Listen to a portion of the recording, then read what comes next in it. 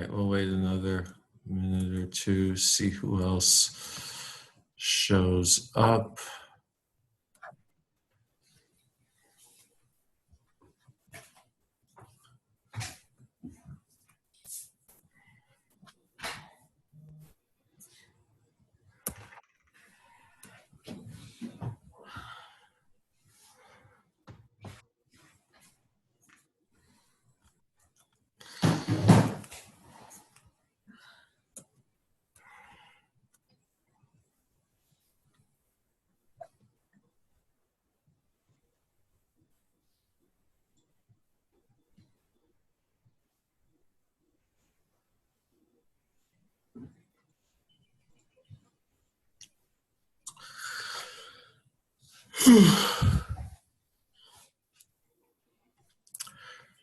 Just another minute or two.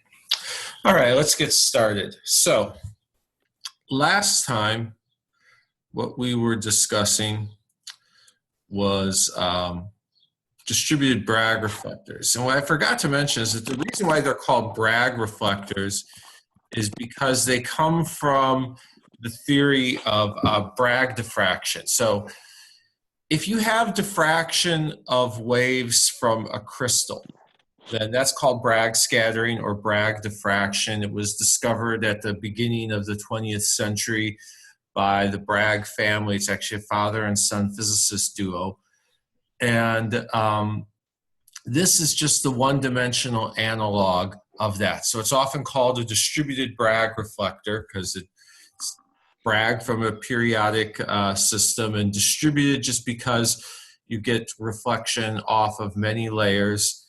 And because Bragg diffraction was originally done for X-rays scattering off of crystals, so we're talking about scattering off of individual atoms, the layers would be separated by an angstrom. Here they're separated by a few hundred nanometers.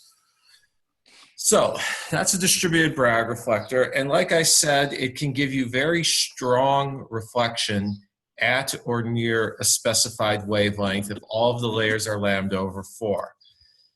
Now, this and related concepts get used all the time. So I just want to go through a few slides from a company called Semrock, which makes these thin film filters. And they're used all the time in microscopy because they're good for selecting out the wavelength you want. You could say, illuminate a specimen with a laser. It'll make the specimen glow. Now, the problem is that while the specimen will glow and emit light, the specimen will also reflect some of the laser light. You need to filter out that laser light, so you can set something up with a filter that is designed to reject the laser light and not other wavelengths. And so here are examples of what happens with quarter wave stacks. Quarter wave stacks aren't perfect because while you can get regions where you get zero or very, very, very close to zero transmission and hence high reflection, outside of that wavelength range, the transmittance can oscillate. So people have worked on ways to improve this using different types of configurations. Most of these are proprietary. Some of them are patented and you can look them up. Many of them are proprietary and you can't get all the details. But what they could do is they could make it so that this will have very high transmission of long wavelengths, very high reflection or low transmission of some short wavelengths, and then very undesirable transmission, oscillating transmission of even shorter wavelengths, but we don't necessarily care about those. If you were to use this filter and you were to illuminate with a laser whose wavelength was, 500 or 600 something, and the fluorescence was between, 650 and 800 nanometers, yeah, you'd have to worry a little bit about ripple here, but you could correct for that. You would just know that, okay, the signal at this wavelength is going to be a few percent smaller than the signal at that wavelength. That could be very practical. And by the way, although you could make this for a completely different wavelength band just by rescaling, just by making all of the layers shorter and shift this whole thing to the left or to the right. But this would actually be pretty practical because this would give you high reflectance of a red laser wavelength and high transmission of red and near infrared. And near infrared passes through tissue pretty easily. So these are just some of the things that they can do by playing with concepts like that. You can basically design notch filters, which will give you very low transmission or high reflectance of a particular wavelength and very high transmission of everything outside that. Any questions on the basic idea?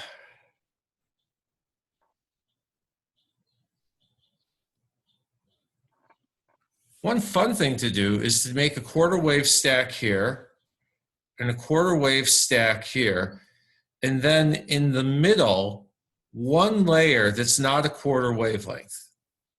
Exactly what it should be is going to depend on a lot of details. But if you make one layer that isn't a quarter wavelength, then you get this stop band here, except right in the middle of the stop band, you get one very narrow wavelength that is transmitted. And that's called a Fabry-Perot filter, and that also gets used a lot. Again, it's designed for one particular wavelength, and it transmits that and reflects everything else. And there's actually a lot of fascinating physics to be done when you play around with models of this, when you write down the equations of this. You get things that show up also in quantum mechanics. This is a way of understanding quantum wells and the energy levels of quantum wells. Because here you've got a region where the wave is forbidden. Here you've got a region where the wave is forbidden, and then you've got a region in the middle where the wave can bounce back and forth. And so you will get, this forbidden region would correspond to a region that electrons can only tunnel into, except now we're talking about light, not electrons. But if we're making the analogy with the Schrodinger equation, this would be a classically forbidden region, this would be a classically forbidden region, this would be your quantum well. And so these things are a lot of fun to play with as models of quantum wells and quantum dots. Any questions?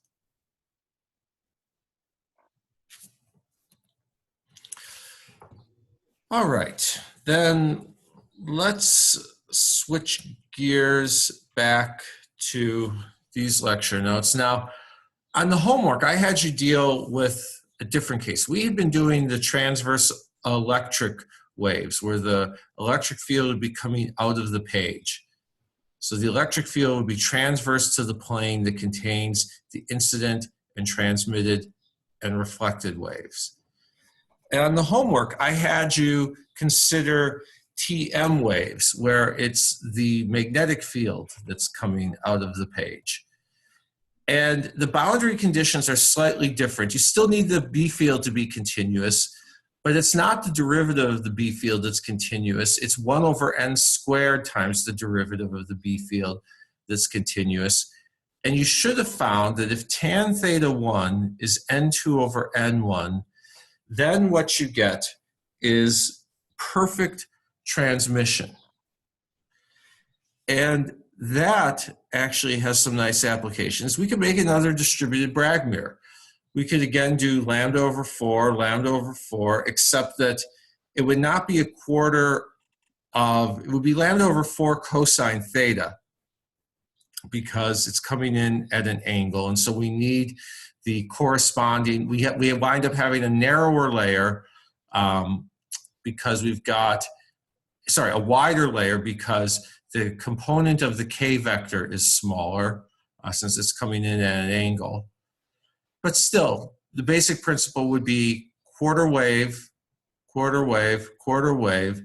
And so usually you would get perfect reflectance, except that this happens to be at the angle where the TM wave is going to be transmitted anyway. So even though we just said that, hey, we're designing it so all these reflections will interfere constructively, reflections can't interfere constructively if there are no reflections. So we've set it up so that for one wavelength, for one polarization, excuse me, we get perfect transmission. For the other polarization, all of those reflections are going to interfere constructively. And this is a polarizing beam splitter. And I can show you the specs for a polarizing beam splitter. If we go to OptoSigma, the company where Kyle works, they sell a bunch of polarizing beam splitters. Here's the basic specs of it. You've got these quarter wave stacks that have been designed to give very high transmission of one polarization and in one wavelength range, and very high transmission of the other polarization in another wavelength range. But there's this region here where one of them is at 100% or very, very close to 100% transmission, and one of them is very, very close to 0% transmission. And so this is a polarizing beam splitter. This is something that will take light at one wavelength and reflect it, and take light at another wavelength and transmit it. So you've got the light coming in here, and then some of it gets reflected, what they call the S polarization. S polarization is just another word for transverse electric field. It comes from some German word. I can never remember what it is, but I actually used to think that S polarization meant scalar and P, well, meant polarized. And the reason is that the equation satisfied by TE waves is also satisfied by scalar as opposed to vector fields. So I just assumed that it must mean scalar polarization because it's the one that obeys the same equation as a scalar, but it's not that. It's just a different pair of words for TE and TM. So you get very strong reflection of S polarization, very strong transmission of P polarization. Any questions? I believe the S in S polarization stands for senkrecht, which is perpendicular in German. Okay, thank you. And then P must be some word that means parallel? Yeah, basically. Okay. Danke. Well, any other questions or comments on this?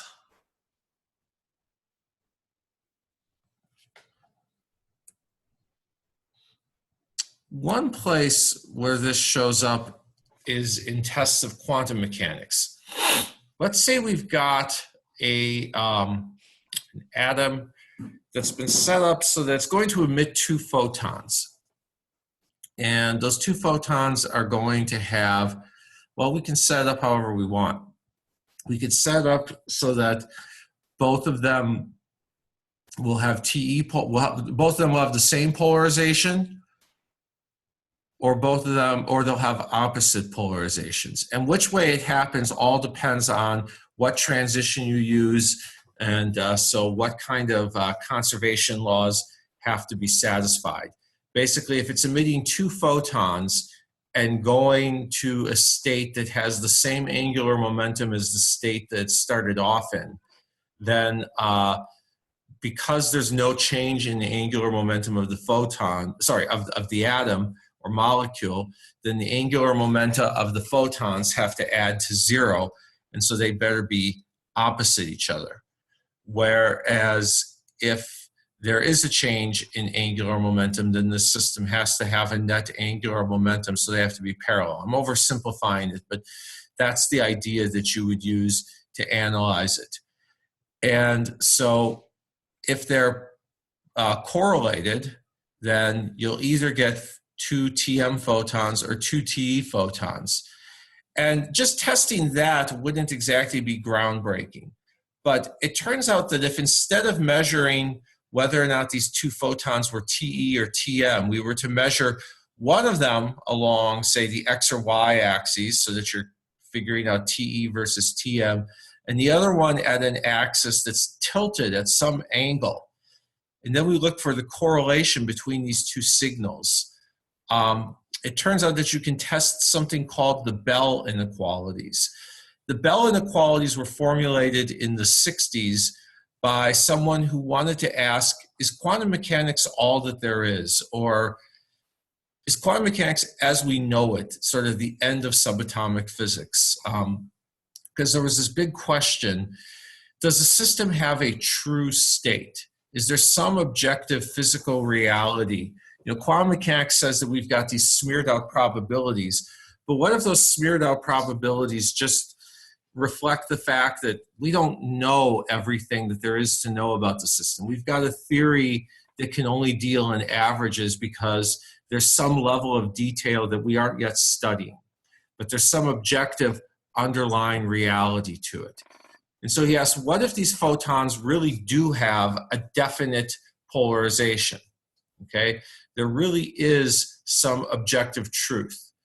Now, the problem is that you're bouncing a photon off of a polarizing beam splitter, so in the end, it's going to have to make a choice anyway. And if the orientation of the transmission axis doesn't correspond to the objective orientation of your photon, then it's still going to have to split. But what if there's always some axis along which there's a sort of an objective truth? Then, okay, we can't know that. So that in and of itself doesn't mean too much. But if there's this layer of objective truth under there, and we measure along 2 different axes, then the correlation between the signal here and the signal there is going to obey certain inequalities. And it's going to violate certain inequalities, and it's going to obey those inequalities if quantum mechanics is all that there is. And I know I'm being vague here, but the Bell's theorem is its own thing. But anyway, the place where I first learned about polarizing beam splitters was in these tests of the Bell inequalities. And so this is a workhorse of Bell inequality tests. Any questions?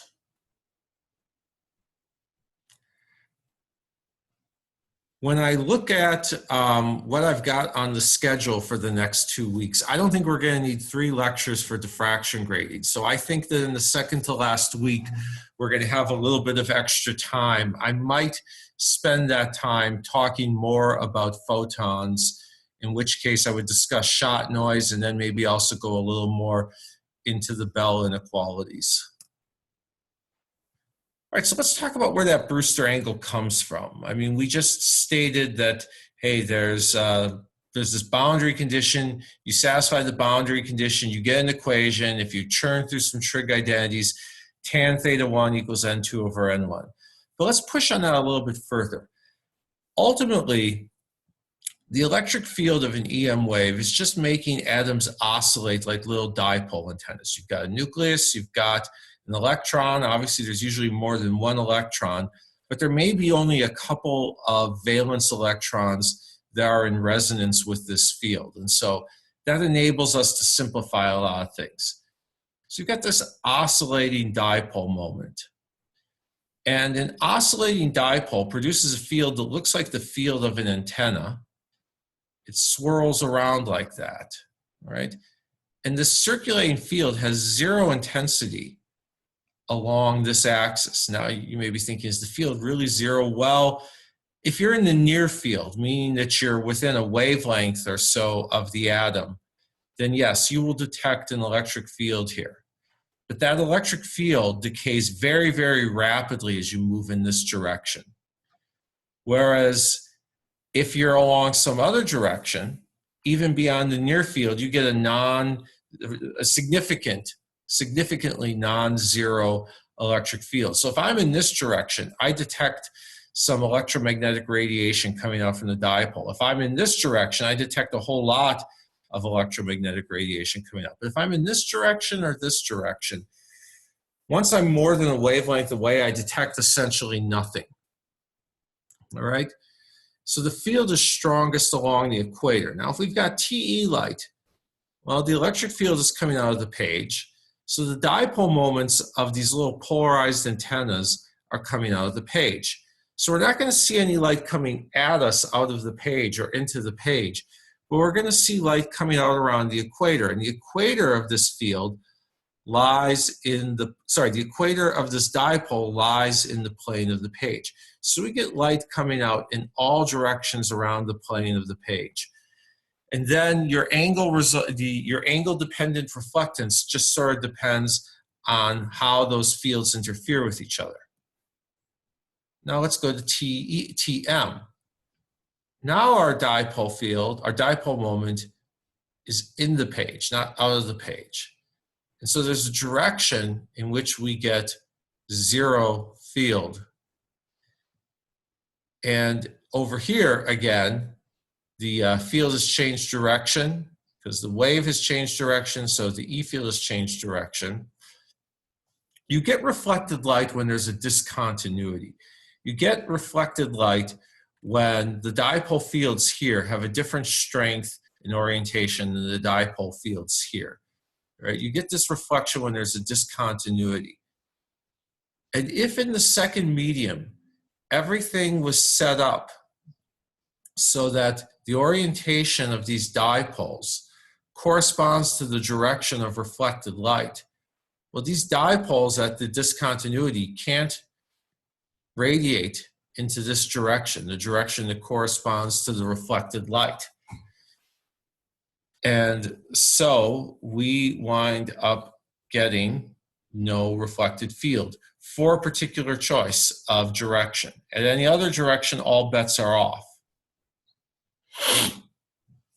And so let's look at this Brewster condition. Tan theta 1 equals N2 over N1, okay? Well, that must mean, if we were to flip everything around, that tan theta 2 is N1 over N2, which is 1 over tan theta 1, which means that theta 1 and theta 2 must be perpendicular, theta 1 must be 90 minus theta 2, because we know that if we replace an angle with 90 minus that angle, we swap the sine and cosine, right? When you have a right triangle, if you look at the other angle, the other non-90 degree angle of the right triangle, you swap sine and cosine. Swapping sine and cosine just flips tangent upside down. So when two angles add up to 90, the tangent of one is 1 over the tangent of the other. All right? Well, here's theta 1. Here's the wave coming in. Here's the direction of the reflected wave. Here's theta 2. And we're saying that it satisfies the Brewster condition. So this angle here between the k vector and the vertical axis must be theta 1. It's also 90 minus theta 2. And then since the E field is always perpendicular to the k vector, these two angles here have to add up to 90. Here's theta 1, so this must be theta 2. And then that's theta 1, and they add up to 90. And so what we wind up getting is that the direction of this k vector is parallel, the direction of the reflected k vector is parallel to the direction of the transmitted E vector. And so these dipoles at the interface, because all the reflection happens at the interface, the dipoles at just the other side of the interface are oriented in the direction of this reflected field. So the reflected field is in a direction that these dipoles can't radiate into. questions on that?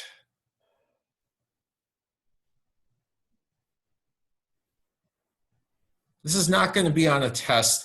This is in the spirit of why. I am working on an assignment that will have you design one of these polarizing beam splitters and compare its performance to something from a catalog. But there it would be about using the software to model it, not about using the dipole theory to go into sort of the microscopic picture of it. All right, so that's where the Brewster condition comes from. The other thing I want to talk about today, continuing in the spirit of where does everything come from, is how do we calculate all these fields? I gave you this software and I just said you're going to keep on entering in the refractive indices and thicknesses of a whole bunch of layers. But I want to tell you where that software comes from. How am I actually doing the calculations? Well, we're going to talk about TE waves. For TM waves, we would just multiply through some factors of 1 over n squared. And we'll do on axis, but if we did off axis, we would just multiply by some factors of cosine theta. All right, medium J plus 1. In medium J, we have a field going to the right, a field going to the left. In medium J plus 1, we have the same. And we know that the fields have to be continuous across the interface. So EJ minus plus EJ plus, the two fields on the left side, have to add up to EJ plus 1 plus and EJ plus 1 minus, the two fields on the right side. Similar condition for the derivatives. And let's say just hypothetically that we knew the fields on the right side. Okay, usually we're doing the case where we know the field, we know the incoming field, and we're trying to find everything else. Let's just pretend we know all the fields on the right side. We'll get to when that's valid. If we know all the fields here, then we could solve for all of the fields here because we have two equations, right? And we have two unknowns. Remember, the J plus 1 fields we're treating as knowns. And we could write this pair of equations in terms of matrices. And we would have the coefficients in the left sides of the equations become the elements of a matrix here. And the coefficients on the right sides of the equations become the elements of a matrix here. And like I said, if we were to deal with TM, we'd get some factors of 1 over n squared. If we dealt with off axis, we'd get some factors of cosine theta, but we can deal with all that later. Then we multiply left and right by the inverse of one of these matrices. Okay? We'll multiply left and right by the inverse of the matrix that was on the left side. So when we take this matrix and multiply by its inverse, we get an identity. Well, over here, we don't get an identity. Over here, we get something a little bit messier. And so we get that the fields on the left are equal to 1/2 times this matrix times the fields on the right, just by inverting that matrix and multiplying everything through. So now we have something that tells us the fields on one side of an interface given the fields on the other side of the interface. Well, okay, so if we knew the fields here, now we know the fields there. But we have to get the fields over here. We have to figure out, okay, we know that's happening at this interface. What about at that interface? Well, there's just a phase shift, okay? The field here is just e to the I times n times k times the layer thickness multiplied by the field over here, which means that the field over here is e to the minus I, all of that times the field here. And likewise, the left propagating field here, well, this is just e to the minus I times, this field is e to the minus I times n times k times the thickness multiplied by this field. So we can flip it around, and we've got that the fields on the left side of this layer, not on the different side of an interface, just within this layer, looking at over here in this layer and over there in that layer. The fields on the left side of this layer are equal to the fields on the right side of this layer multiplied by these complex exponentials. And strictly speaking, if I just wanted to express these relationships, I wouldn't need to multiply by a matrix. I wouldn't need to write it in that form. But I want to multiply by a matrix to make this into an automated process. I want to start off with the field here. Multiply by a matrix, an interface matrix, to get the field here. Then multiply by what I'm calling the phase matrix to get the field here. Then multiply by another interface matrix to get the field here. Then multiply by another phase matrix to get the field there, and so forth. Any questions so far?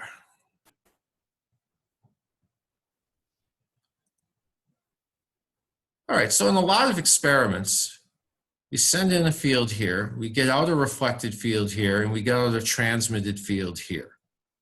And we don't know that, well, when we do an experiment, we don't know before we do the experiment what the transmitted field is. We know what the input field is, and we find the reflected and transmitted field. But whatever this transmitted field might be, at least we know that the left going field over here is 0. So hey, all of a sudden we've got some information on what's happening on the right. Our whole thing was premised on knowing what's happening on the right and finding out what's happening on the left. And at least we know that one of the fields over here on the far right is 0.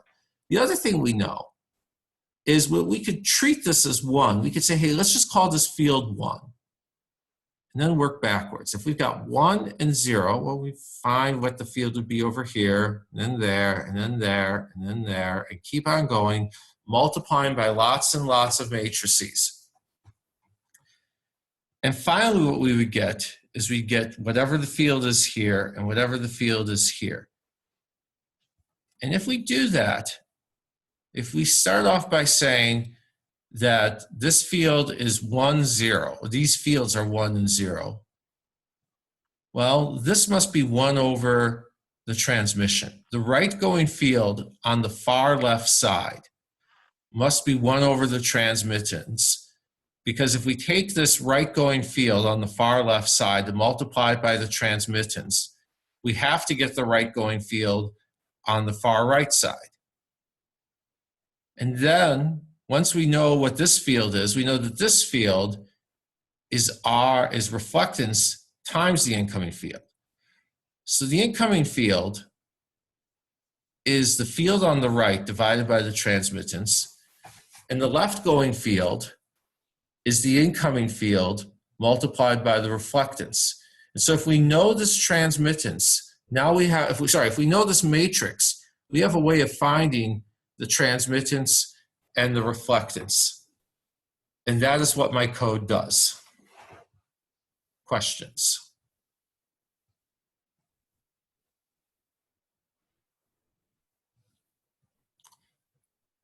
Formalisms like this get used for more than just multi-layer films. Multi-layer films are certainly important.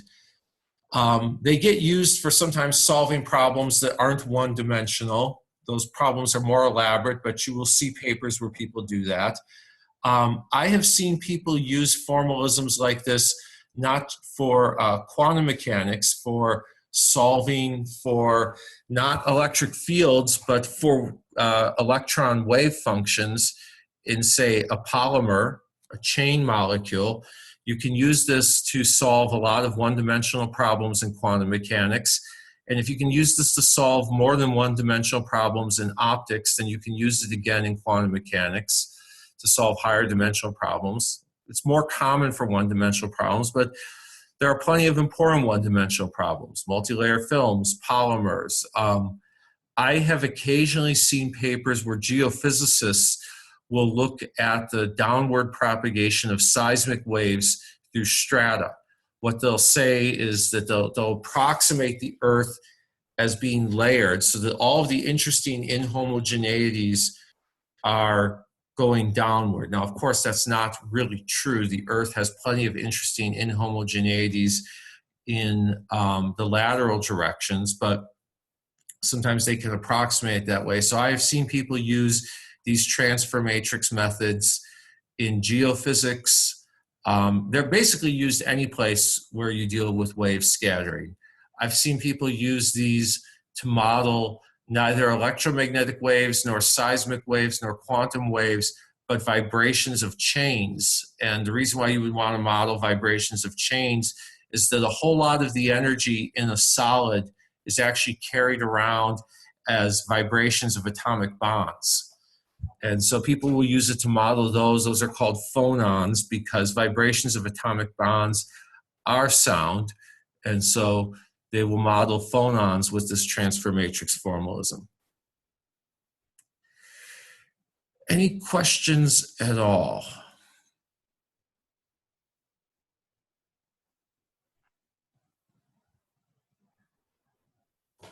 All right, so then let's just apply this to do one hand calculation. In general, of course, we put this into software and we automate it.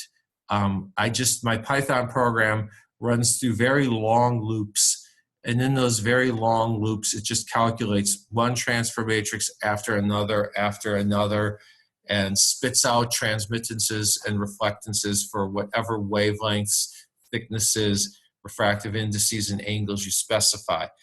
But we can use this to derive formulas, and we're going to derive some formulas just to make sure that this really works as we think. So I created a Mathematica file. I posted it under course documents, and for those of you who want to follow along, I will take a break for a minute so that you can download it and open it.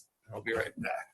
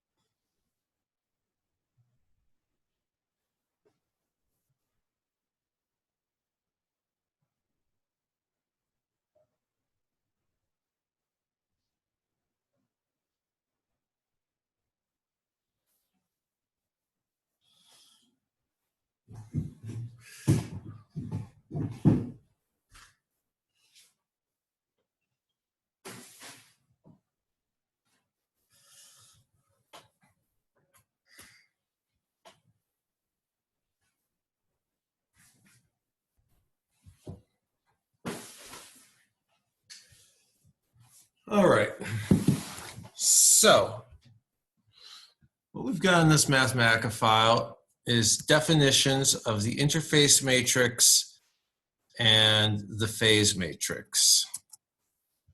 The interface matrix, of course, just depends on the refractive indices of layer J and layer J plus 1.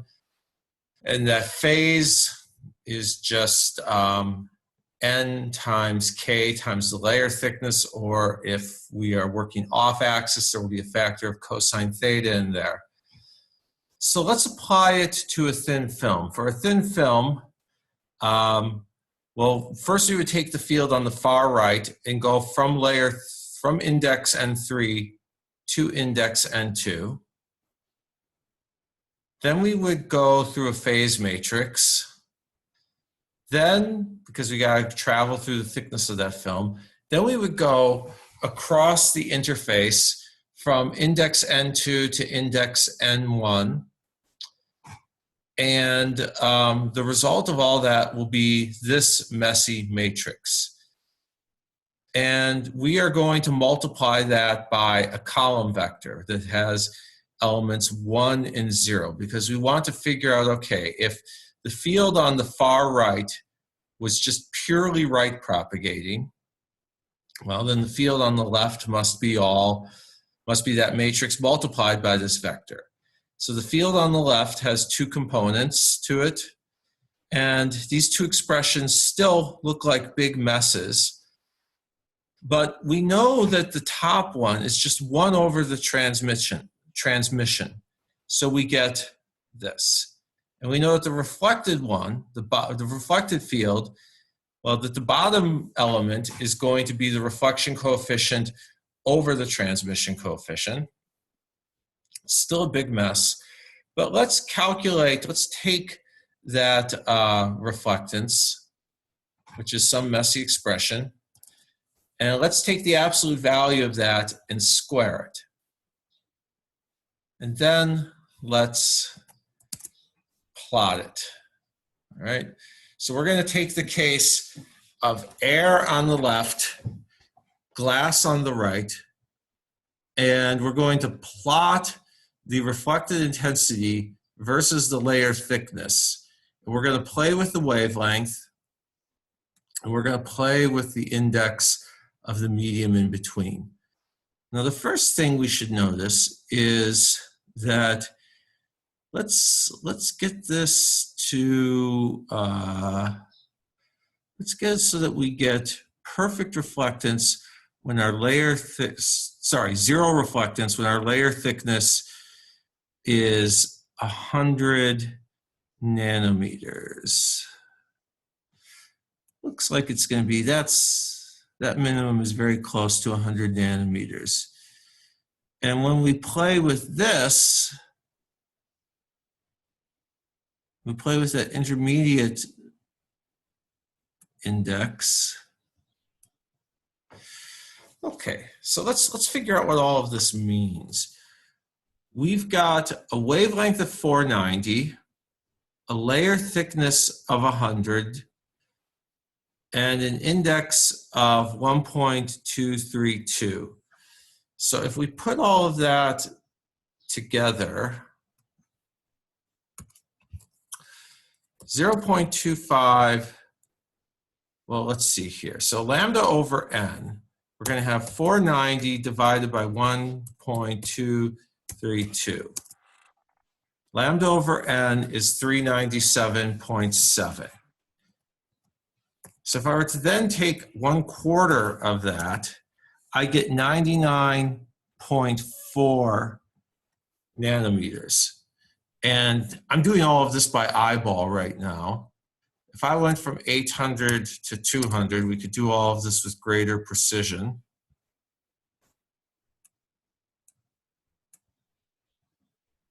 If it will let me, it seems to have frozen up.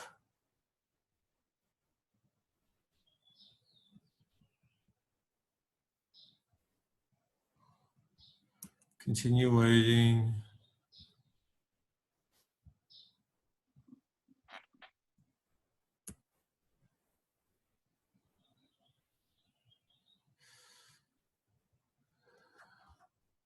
All right, let's abort that evaluation. Let's try hitting, all right, it seems that the entire thing has frozen. So,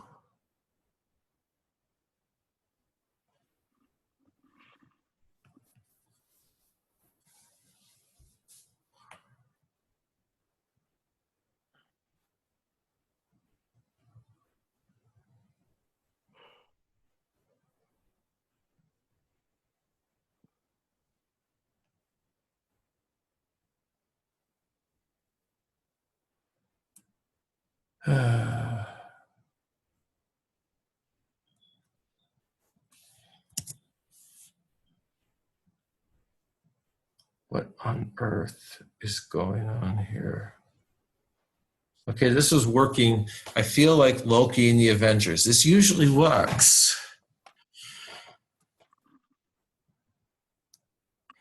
Okay. When in doubt, you close the program and restart it.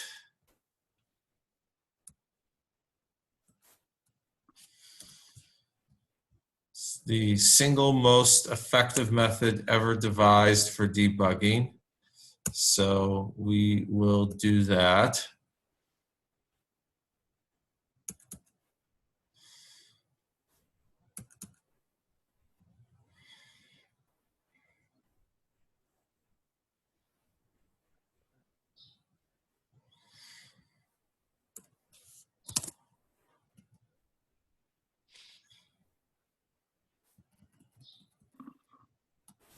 Run that definition, run that.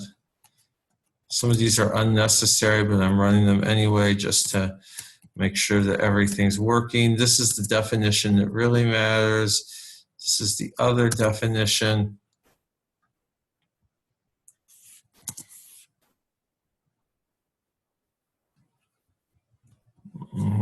I seem to have called up a help file. Okay, and no, don't do this to me. Okay, perfect. So that looks much better. 484 divided by 484.5. It's not going to be exact.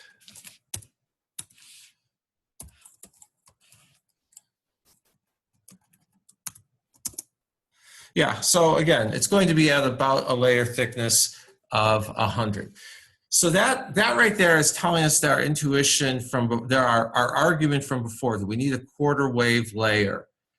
That will give us the destructive interference of reflectance. But let's look at something else. Let's notice that we only get absolutely perfect destructive interference for a specific value of N2. And does anybody remember the reason that I gave for that last week? Anyone?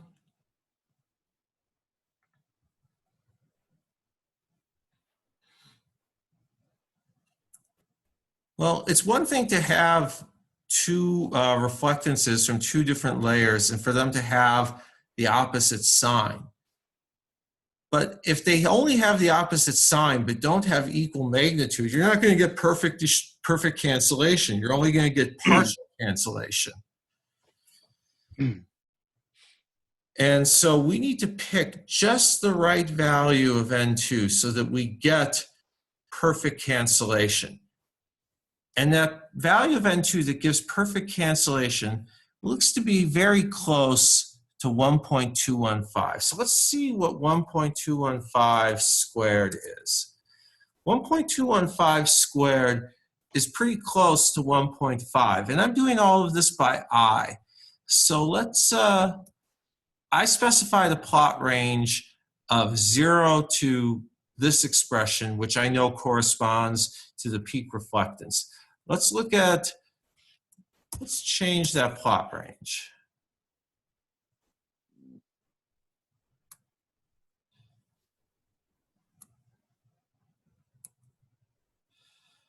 .22 looks to be a little bit closer.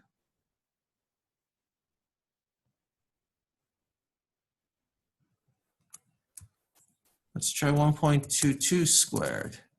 That's closer to 1.5. And I'm not going to do this forever, but if we were to just go to somewhere between 1.2 and 1.24 and play with that yet again.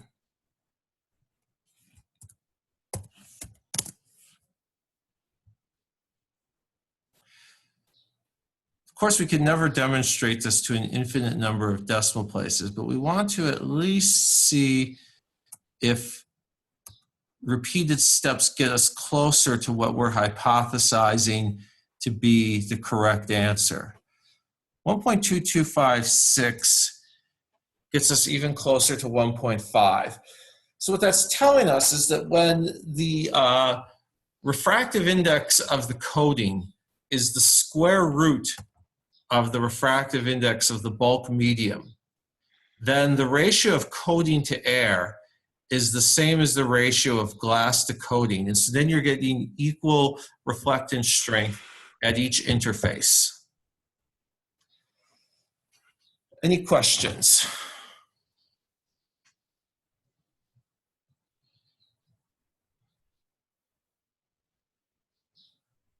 That's as much as I have to say about thin films. If you wanted to go farther with thin films, there's basically three directions to study it.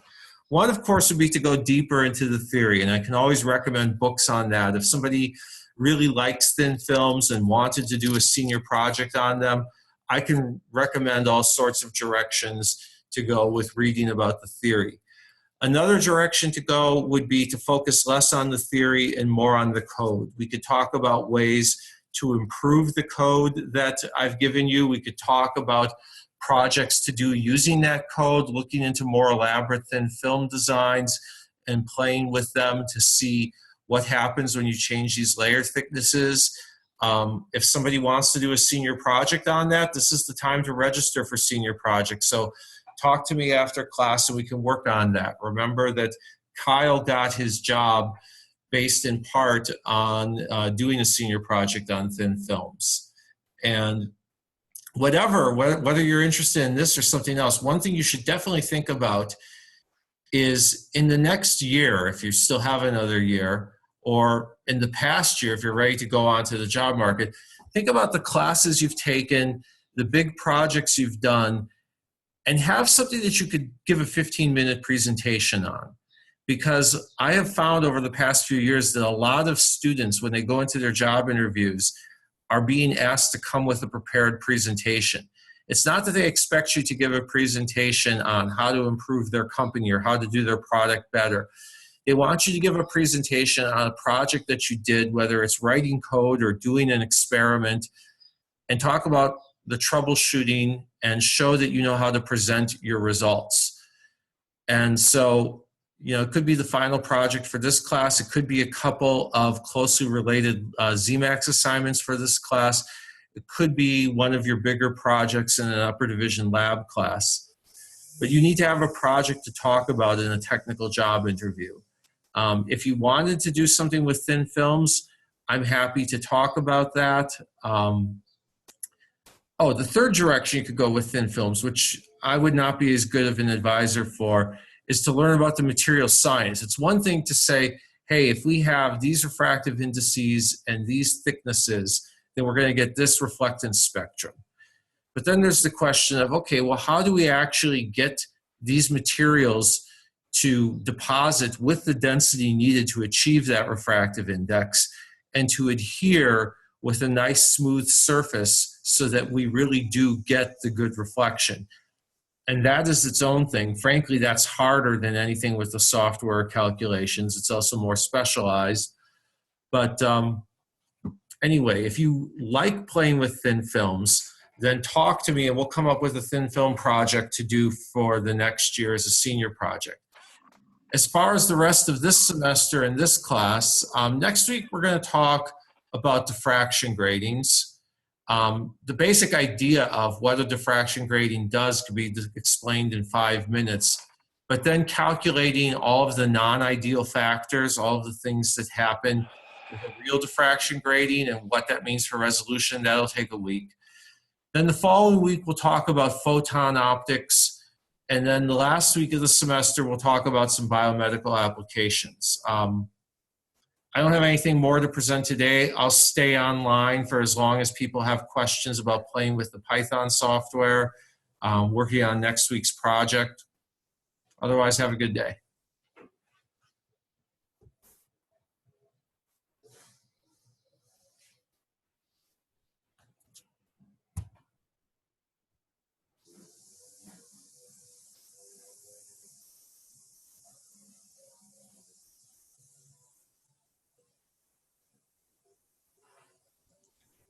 Dr. Small? Yeah. I'm not as interested with doing a senior project for thin films, but what is interesting for me as possibly a senior project for next year would be studying more on like diffraction gratings and either designing diffraction grating or using them in some experiment. So I'm really curious to learn more about, I don't know, just diffraction and stuff like Okay, that. so let's think about doing some interesting diffractive optics project.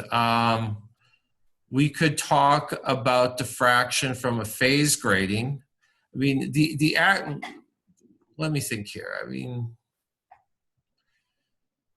in the next week, we're gonna see a lot about 1D diffraction gratings. To go beyond that, we could talk about diffraction from a phase grating. I have a vague idea in my head of, all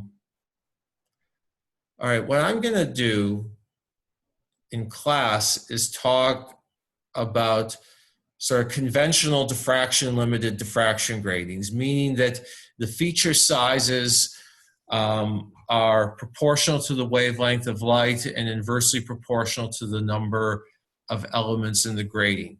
But it turns out that there are ways to get even finer feature sizes in your diffraction pattern, at the cost of getting elsewhere in your diffraction pattern some very large feature sizes. It's possible to go beyond that diffraction limit, or what we conventionally call the diffraction limit, but at the cost of getting huge feature sizes. So, yeah, we could talk about that. I think before I have a more detailed idea on what I want to do as a senior project, I really need to research more on diffraction and get my mind around that idea.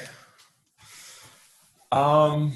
Yeah, so let's, okay, here's what you should do. You should read a book called Fourier Optics by Joseph Goodman. The book has been around in so many editions. I'll bet you could find a cheap one on Amazon. Or you could, well, except they closed down the library, so you can't even do interlibrary loan right now, but Goodman Fourier Optics. I think I found how big is the book? It doesn't seem. There are, let's see, 441 pages. I would suggest that you spend the summer reading Goodman and also getting comfortable with some sort of programming package where you can do a lot of Fourier transforms. Are you comfortable in Python? I'm more comfortable in MATLAB. Okay. All right. I don't currently have a MATLAB license, but if you do, then I can certainly read MATLAB. Okay. So we could work with that. It's also worth learning Python, honestly. Yeah. No, I do need Python practice as well. I was thinking maybe doing like a summer course with Python, trying to get up to speed on that. Yeah, that would be a good use of your summer. Spend your summer learning some Python and reading whatever you can from Goodman's book. And you could probably, even though I said that you can't, well, let's just see if the Cal Poly Library is open. I know that the building is closed, or at least the stacks are closed. No, actually, I think the whole building is closed.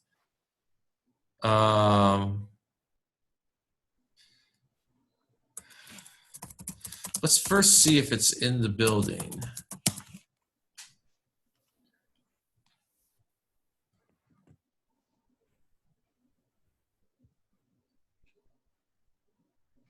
Okay, so the library has the book. So I would think that if you talked to a librarian, there's no way that they're going to go all summer without at some point letting people check out books. This would be a good book to study over the summer. And then as you read up on that, we could start thinking about what are some interesting gratings to calculate the diffraction pattern of. How's that sound? That sounds great. Okay. All right. Then the other thing we would need to do is if you want to sign up for senior project, I will email the department office.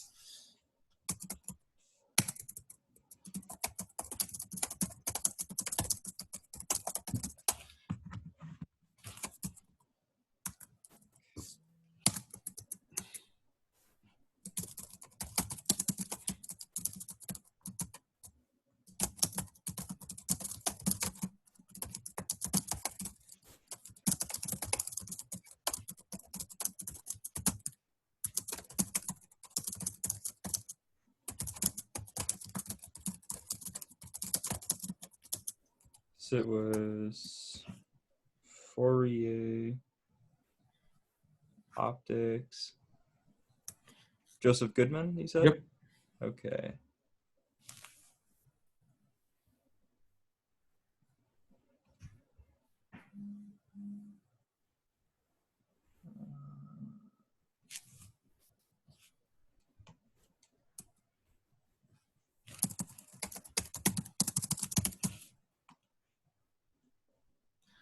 All right, and I just emailed the department office. They should be sending you a permission number later today. Cool, wonderful. And you know, anytime you're reading through that and you have questions, you don't have to wait for fall. So I will make sure to send you an email. yeah, we'll be happy to talk over the summer. Anything else? No, that's it. Okay, have a good day. Yeah, you too. Bye.